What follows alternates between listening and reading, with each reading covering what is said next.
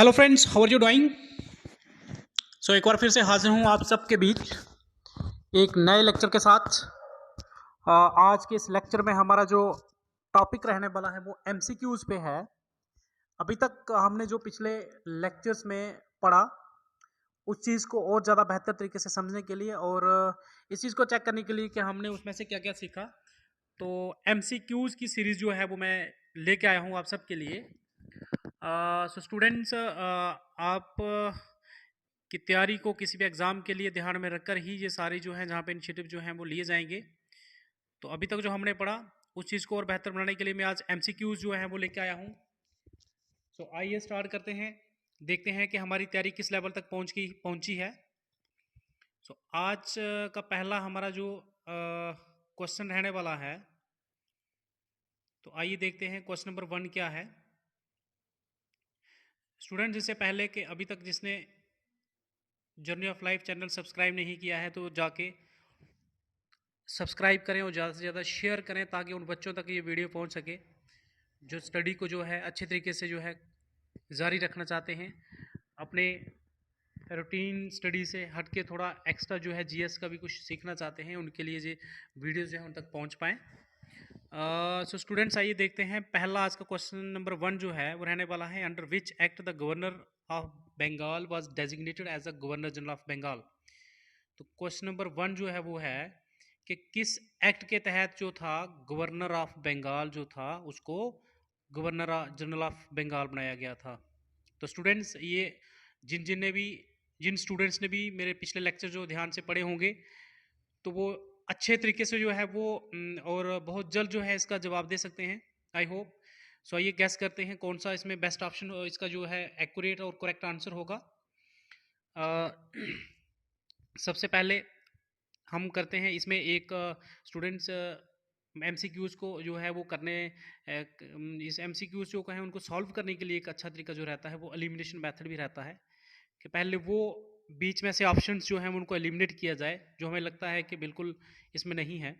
जैसे role tact जो सबसे ऑप्शन डी पे हम देखेंगे, तो ये रोल टैक्ट जो था ये स्टूडेंट्स आपको पता चाहिए 1919 में आया था, तो इसके बारे में तो अभी हमने इसमें पढ़ा नहीं था।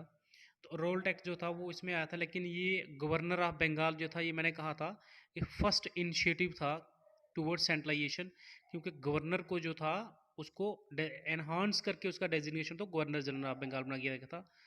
तो हम इसको कह सकते हैं कि ये नहीं था। उसके बाद पिट्स इंडिया एक्ट ये भी नहीं था। सबसे पहला जो था चार्टर एक्ट ऑफ 1853 ये भी नहीं था। तो इसमें ये वेस्ट इसका सही और वेस्ट ऑप्शन जो है इसका वो जो है करेक्ट, इसका आंसर जो है वो है रेगुलेटिंग एक्ट ऑफ 1773। इसका जो सही आंसर है वो है रेगुलेटिंग एक्ट ऑफ 1773। इस एक्ट के तहत मैंने आपको पढ़ाया था कि इस एक्ट में क्या किया था, गवर्नर ऑफ बंगाल जो था उसको गवर्नर जनरल ऑफ बंगाल जो था वो बना दिया गया था, जिसमें लॉर्ड वारेन हस्टिंग्स जो था पहला गवर्नर जनरल बनाया गया था बंगाल का। स्टूडेंट्स, आइए आगे बढ़ते हुए आज की सीरीज का जो क्वेश्चन नंबर दूसरा जो उसको देखते हैं। Under which act the Christian missionaries were allowed to come to India for enlightening the people. ये भी आपने अच्छे से अगर मेरा सीरीज को पिछले लेक्चर्स को अच्छे से पढ़ा होगा, तो किस एक्ट के तहत जो था क्रिश्चियन मिशनरीज को जो है यहाँ पे इंडिया में आने की अनुमति मिली ताकि वो जहाँ पे आकर जो है इंडियंस को जो है एनलाइटन कर सकें। ये मैंने आपको बताया था। तो एक्ट ऑफ 1786 हो सकता है क्या, रेगुलेटिंग एक्ट ऑफ 1773 हो सकता है क्या, या चार्टर एक्ट ऑफ 1813 या government of India act of 1935। तो स्टूडेंट्स गैस करिए कौन इसमें से जो है कौन सा ऑप्शन जो है वो करेक्ट आंसर हो सकता है। तो इसमें मैंने आपको बताया था स्टूडेंट्स कि चार्टर एक्ट ऑफ 1813 जो था, क्योंकि उससे पहले गवर्नमेंट ऑफ इंडिया एक्ट तो 1935 में हुआ था, इसमें नहीं था। ये क्रिश्चियन मिशनरीज को बड़े पहले से ही अनुमति दे दी गई थी। एक्ट ऑफ 1718 जो मैंने आपको बताया था स्टूडेंट्स, इसमें क्या था, एक्ट ऑफ 1786 में उसमें लॉर्ड कॉर्नवालिस को मैंने बताया था, उसने 2 शर्तें रखी थी कि जो है उसको पावर्स दी जाए कि वो मतलब अपनी काउंसिल का वो है डिसीजंस जो है स्पेशल केस में ओवरराइड कर सके और उसको कमांडर इन चीफ बनाया जाए। तो वो मैंने इसमें पढ़ाया था। इस अंडर किस एक्ट के तहत क्रिश्चियन मिशनरीज को जहां आने की अनुमति दी गई थी कि वो इंडियंस में लोगों को एनलाइटन करें? तो वो था चार्टर एक्ट ऑफ 1813। सो इस क्वेश्चन का जो है करेक्ट आंसर है वो है चार्टर एक्ट ऑफ 1813। सो आइए स्टूडेंट्स आगे बढ़ते हैं। क्वेश्चन नंबर थर्ड जो है, under which act the governor general of Bengal was made the governor general of India? अब स्टूडेंट्स आपने बताना है कि किस एक्ट के अंदर गवर्नर जनरल ऑफ बंगाल जो था उसको गवर्नर जनरल ऑफ इंडिया बना दिया गया था। Question number three. So students gas करिए, आपको मौका दिया जाता है कि अपना दिमाग जो है वो अप्लाई करके बताइए कौन सा एक्ट था जिसके तहत गवर्नर जनरल ऑफ बंगाल को गवर्नर जनरल ऑफ इंडिया बनाया गया। सो स्टूडेंट्स आई होप कि अभी तक जिन्होंने भी मेरे लेक्चर को अच्छे ध्यान से पढ़ा होगा, सुना होगा, तो वो अच्छे से बखूबी से इस तरीके इसका जो है आंसर उन्होंने ढूंढ लिया होगा। तो इसका जो अभी हमने पढ़ा, इसका बेस्ट ऑप्शन जो इसका करेक्ट आंसर जो है वो क्या हो सकता है? जैसे मैंने बोला कि गवर्नमेंट ऑफ इंडिया एक्ट 1935 था, ये नहीं है क्योंकि इस टाइम तो इसके बाद इंडियन इंडिपेंडेंस एक्ट आया था, तो इससे बड़े पहले जो था ये गवर्नर जनरल ऑफ इंडिया इसको बना दिया गया था। इंडियन इंडिपेंडेंस एक्ट तो वो था जिसमें इंडिया इंडिपेंडेंट हुई थी। तो इसका बेस्ट ऑप्शन जो है स्टूडेंट्स वो था कि गवर्नर जनरल को उसका वो बना दिया गया जिसमें Bengal governor general of Bengal को गवर्नर जनरल ऑफ इंडिया बना दिया गया था। उसका बेस्ट ऑप्शन जो स्टूडेंट्स वो था, दो ही बचे इनमें से बेस्ट ऑफ जो करेक्ट आंसर जो था वो था charter act of 1833। Students charter act of 1833 जो था, इस एक्ट के तहत जो था गवर्नर जनरल ऑफ बंगाल जो था उसको गवर्नर जनरल ऑफ इंडिया बना दिया गया था।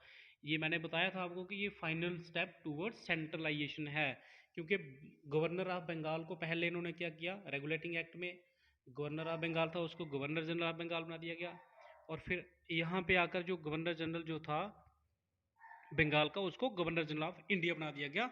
ये एक्ट था 1800, चार्टर एक्ट ऑफ 1833। सो आइए स्टूडेंट्स आगे बढ़ते हैं। अगला क्वेश्चन नंबर 4 जो है, under which act the designation of governor general of India was change to that of viceroy of India? किस एक्ट के तहत जो था गवर्नर जनरल का डेजिग्नेशन जो था वो चेंज करके उसको वाइसराय बनाया दिया गया था? स्टूडेंट्स गैस करिए कौन सा इसका करेक्ट आंसर हो सकता है। अगेन मैं वही कहूंगा, जिसने मेरे लेक्चर पिछले जो हैं वो ध्यान से पढ़े होंगे तो वो अच्छे से बता पाएगा। गैस करिए कौन सा इसका जो है वो बेस्ट ऑप्शन हो सकता है। जैसे मैंने आपको बताया था कि मैंने कंपनी रूल की बात की थी, जैसे मैंने स्टूडेंट्स मैंने बात करी थी कि मैंने हिस्टोरिकल बैकग्राउंड्स में जब हम पढ़ रहे थे तो उसको हमने दो पार्ट्स में डिवाइड किया था, द कंपनी रूल और द क्राउन रूल। 1857 तक कंपनी रूल रहा, लेकिन 1857 का जो रिवॉल्ट जो आया उसके बाद जो था जहाँ पे डायरेक्ट क्राउन रूल आ गया, तो क्राउन रूल जो आया डायरेक्ट, तो उन्होंने जहाँ पे आते ही बहुत सारी रिफॉर्म्स जो थी की और डायरेक्ट बड़े सारे डेजिग्नेशन चेंज किए थे। तो government of India act of 1858 एक लाया गया था, जिसमें आप सामने स्क्रीन पे देख रहे हैं students, government of India act of 1858। इसके तहत जो था डेजिग्नेशन जो था इसका गवर्नर जनरल जो था इंडिया का उसको वाइसराय बना दिया गया था। तो स्टूडेंट्स इसका सही आंसर जो है वो है government of India act of 1858। आइए आगे बढ़ते हैं। अगला क्वेश्चन इसका जो है, who was the first governor general of Bengal? ये स्टूडेंट्स आपको पता होना चाहिए कि जो मैंने पीछे पढ़ाया कि बंगाल का जो था, who was the first governor general of Bengal. अभी मैंने पहले अगर आप अपनी प्रेजेंस ऑफ माइंड से अगर इनको ध्यान से अगर सुन रहे हैं तो अभी मैंने पढ़ाया किस एक्ट में क्या हुआ था। तो ये who was the first governor general of Bengal, तो इसमें लॉर्ड माउंटबेटन, इसमें नो, लॉर्ड माउंटबेटन जो था ये तो इसने माउंटबेटन जो पार्टीशन प्लान जो था वो पेश किया था, इसको हम कहेंगे नो।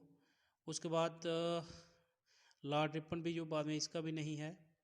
तो हमने अभी जो पढ़ा था इसमें है जनरल ऑफ द अबव, तो इसमें है लॉर्ड वारन हस्टिंग्स। ये जो था फर्स्ट गवर्नर जनरल जो था बंगाल का बनाया गया था। गवर्नर ऑफ बंगाल था, इसको गवर्नर ऑफ बंगाल था ये, और इसको गवर्नर जनरल ऑफ बंगाल बना दिया गया। क्वेश्चन नंबर 5 पूछा था कि who was the first governor general of Bengal.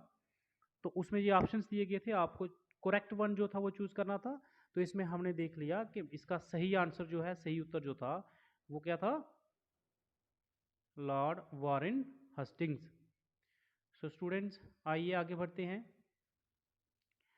Question number 6 की ओर बढ़ते हैं। Under which act the system of communal representation were introduced. मैंने आपको स्टूडेंट्स दो चीजें पढ़ाई थी। एक एक्ट मैंने मैं बताया था कि कम्युनल रिप्रेजेंटेशन जो थी वो इंट्रोड्यूस की गई, और उसके बाद कुछ एक्ट्स में मैंने बताया था कि उनको एक्सटेंड किया गया था।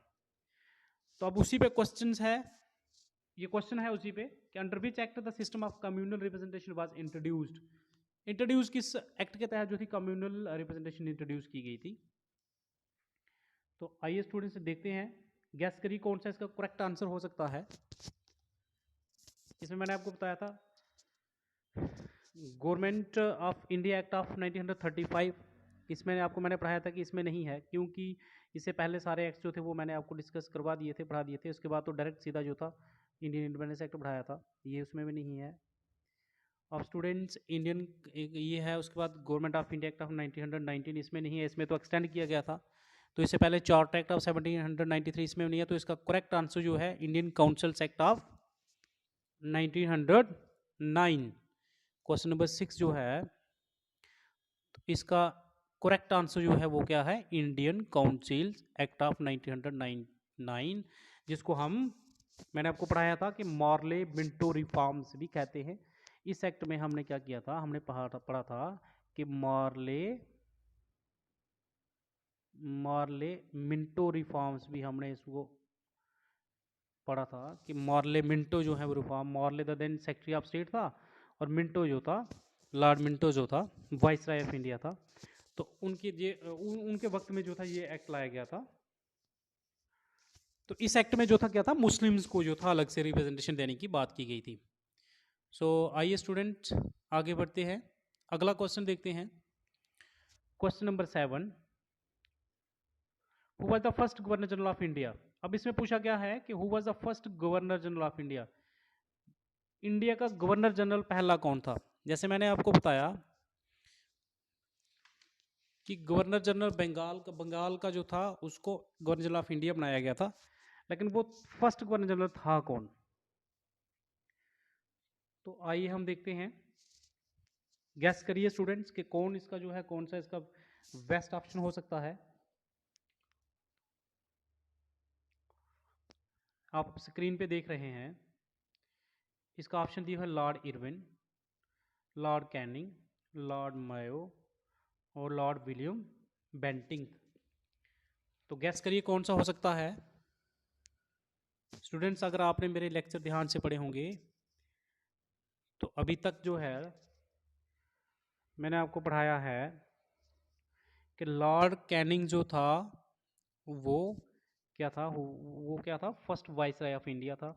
तो मेथड ऑफ एलिमिनेशन जो मैंने बताया वो यूज़ करके हम देखेंगे। तो लॉर्ड कैनिंग जो हमने अगर ध्यान से मेरे आप लेक्चर आपने सुने होंगे, तो लॉर्ड कैनिंग जो है वो फर्स्ट वाइसराय था, तो वो गवर्नर जनरल नहीं हुआ। मायो जो था वो भी नहीं, अभी आपको मैंने इरवन जो था वो भी नहीं था। तो इसमें बेस्ट ऑप्शन जो इसका करेक्ट आंसर जो है इस क्वेश्चन का स्टूडेंट्स वो है Lord William Bentinck. Lord William Bentinck जो था वो first governor general of India बनाया गया। आपको पता स्टूडेंट्स मैंने पढ़ाया था कि चार्टर एक्ट ऑफ 1833, जिसको मैंने कहा था कि फर्स्ट स्टेप टूवर्ड सेंट्रलाइजेशन, इसको फाइनल स्टेप टूवर्ड सेंट्रलाइजेशन कहा था। फर्स्ट स्टेप टूवर्ड सेंट्रलाइजेशन मैंने रेगुलेटिंग एक्ट में पढ़ाया था आपको कि पहला स्टेप था जिसमें गवर्नर को गवर्नर जनरल बनाया गया था बंगाल का, और आखिरी स्टेप जो था सेंट्रलाइजेशन का वो था चार्टर एक्ट ऑफ, जो हमने पढ़ा था 1833 में जो एक एक्ट आया था, उसमें हमने पढ़ा था कि क्या किया गया था, गवर्नर जनरल जो बंगाल का था उसको गवर्नर ऑफ इंडिया बनाया गया था। उसका करेक्ट आंसर जो है वो है लॉर्ड विलियम बेंटिक। सो आइए स्टूडेंट्स आगे बढ़ते हैं अगले क्वेश्चन की ओर। Who was the first viceroy of India. अब इसमें पूछा गया है कि who was the first viceroy of India. Students आपने बताना है कि वाइसराय पहला कौन था। तो स्टूडेंट्स आप इसमें देखेंगे elimination again, we will use the elimination method. तो इसमें मोहम्मद अली जिन्ना सबसे पहले हम देखेंगे, क्योंकि ये तो जब इंडिया आज़ाद हुआ था उसके बाद पाकिस्तान का फर्स्ट प्राइम मिनिस्टर बना था इंडिया। और उस टाइम जिस एक्ट की बात करते हैं वाइसराय के टाइम में तो जो भी इंडिया में था, तो नेचुरल सी बात है कि मोहम्मद अली जिन्ना को तो जहाँ का वो वाइसराय नहीं बनाया गया था। उसके बाद स्टूडेंट अगला हम जो देख रहे हैं एक लॉर्ड माउंटबेटन। अगेन मैंने आपको बताया था कि इसने पार्टीशन प्लान जो था ये 1947 जो इंडिपेंडेंस के दौरान जिसने जो पेश किया था वो था। फिर उसके बाद मैंने आपको स्टूडेंट्स पढ़ाया था लॉर्ड लिटन का, तो कहीं जो उस लेक्चर में मैंने वो जिक्र नहीं किया और इसकी जो थी वो अलग से हिस्ट्री है। तो हमने पढ़ा था लॉर्ड कैनिंग जो था। स्टूडेंट्स हमने पढ़ा था लॉर्ड कैनिंग जो था, जब कंपनी रूल ख़त्म हुआ और क्राउन रूल जो था वो इंडिया में आया, जिसमें गवर्नमेंट ऑफ इंडिया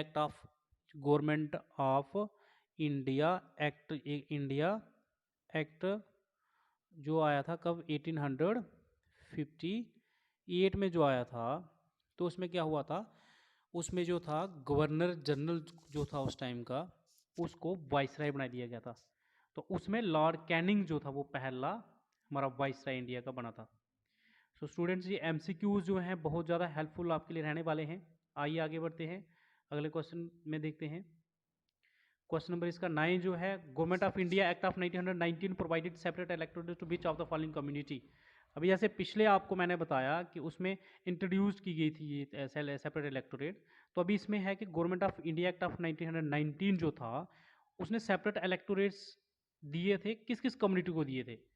सिख्स को दिए थे, इंडियन क्रिश्चियंस को दिए थे, एंग्लो इंडियन एंड यूरोपियंस को दिए थे, या ऑल ऑफ द अबव। मैंने कहा जैसे ही आपको स्टूडेंट्स बताया कि government Indian councils act of 1919 में क्या हुआ था, इन्होंने सेपरेट जो था सिस्टम ऑफ कम्युनल रिप्रेजेंटेशन जो था वो इंट्रोड्यूस किया था। तो again government of India act of 1919 जो था उसमें हमने देखा कि इसने क्या किया था, कम्युनल रिप्रेजेंटेशन को एक्सटेंड किया था। तो उसमें क्या बात करी थी, 4 कम्युनिटीज़ को जो था वो टोटल ऑफ 4 कम्युनिटीज़ को जो था वो कम्युनल रिप्रेजेंटेशन देने की बात की गई थी। सेपरेट इलेक्टोरेट जो था वो देने की बात की गई थी। उसमें सिख्स भी शामिल थे, इंडियन क्रिश्चियंस भी शामिल थे, एंग्लो इंडियंस और यूरोपियंस भी शामिल थे। उसका बेस्ट जो करेक्ट आंसर है वो है all of the above. So students इसका करेक्ट आंसर जो है वो कौन सा है, ऑल ऑफ द अबव। 4 की 4 कम्युनिटीज जो थी इनको सेपरेट इलेक्टोरेट देने की बात की गई थी इस एक्ट में। सो आइए स्टूडेंट्स आगे बढ़ते हैं। आज का जो आखिरी क्वेश्चन है, मैंने सिर्फ 10 जो है और टोटल 10 जो है एमसीक्यूज ही डाले हैं। तो आइए आज का जो है आखिरी क्वेश्चन है, उसमें in which year Simon commission came to India. तो स्टूडेंट्स साइमन कमीशन जो था वो इसलिए मैं बीच में डाला, हालांकि आपको मैं लेक्चर उसका अभी अलग से बनाऊंगा, क्योंकि इसी जो था वो इसी दौर में वो साइमन कमीशन भी आया था। साइमन कमीशन जो था वो कौन से ईयर में आया था? तो स्टूडेंट्स गैस करिए। इसमें हुआ क्या था कि एक कमीशन बना के भेजा गया था, ब्रिटिश की ओर से कमीशन बना के भेजा गया था इंडिया में। तो लेकिन उसमें सर जॉन साइमन जो थे, जॉन साइमन जो थे वो इसके हेड बनाए गए थे, चेयरमैन बनाए गए थे। और साथ में मेंबर्स जितने भी सारे थे वो सारे के सारे कहाँ थे, इंग्लैंड के मेंबर्स थे। तो इसलिए इंडिया की तमाम लेवल की भारत जो में जितनी पार्टीज थी उन्होंने इसका बाइकआउट कर दिया था। तो आया कब था ये आपने देखना है। स्टूडेंट इसका गैस करिए। आई होप कि आप सबको पता होगा। 1911 इसका नहीं हो सकता। 1911 जो है, 1947 में तो इंडिया जो था देश जो था आज़ाद हुआ था, इसमें नेचुरल नहीं है। 1857 में तो रिवोल्ट वगैरह आए थे, ये बड़े पहले की बात है। 1911 में भी नहीं, तो 1927 जो है इसका करेक्ट आंसर है। सो स्टूडेंट्स 1927 में जो था वो इंडिया में जो था वो साइमन कमीशन आया। आज की सीरीज़ में बस इतना ही स्टूडेंट्स। कुल मिलाकर जो है 10 जो है मैंने इसमें एमसीक्यूज डाले हैं। Thanks for watching. Keep subscribing and sharing for more such MCQs. Journey of life आपका अपना चैनल जो है इसको सब्सक्राइब करते रहें, शेयर करते रहें। सो ये एमसीक्यूज की जो सीरीज़ जो स्टार्ट की है ये कंटिन्यू रहने वाली है। हर 2-4 लेक्चर के बाद जो है उसके एमसीक्यूज लेके भी आएंगे, ताकि आपकी किसी भी लेवल की तैयारी जो है वो अच्छे तरीके से सुचारू रूप से चल सके। सो स्टूडेंट्स, कमेंट बॉक्स में, कमेंट सेक्शन में जाके जरूर बताइएगा कि आज का जो लेक्चर जो है, आज के ये वीडियो जो है, इसमें एमसीक्यूज का जो सेशन लेके आया हूँ कैसा रहने वाला है। क्योंकि आपके कमेंट्स ही जो है वो इनक्रेज करेंगे अगली नई वीडियोस को लाने के लिए। तो फिलहाल के लिए आज के सेशन में बस इतना ही। अपना ध्यान रखिएगा, मिलते हैं अगले सेशन में। Okay, take care, bye.